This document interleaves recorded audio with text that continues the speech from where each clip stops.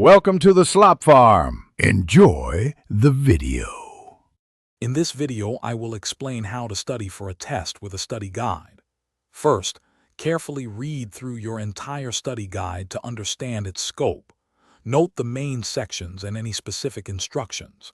This initial overview helps you identify what material is covered and where your current knowledge gaps might be.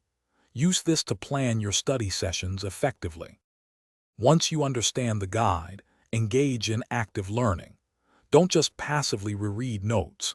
Instead, try to recall information from memory. Use flashcards for definitions and formulas, and explain complex topics aloud as if teaching someone else.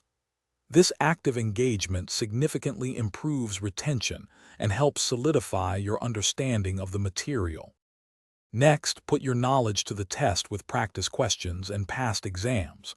Try to simulate actual test conditions, including time limits, to build endurance and manage your pace. After completing practice, thoroughly review your answers, especially the incorrect ones. Understanding why you made a mistake is crucial for learning and improvement. As test day approaches, focus on a final review. Create a concise summary of the most important points from your study guide.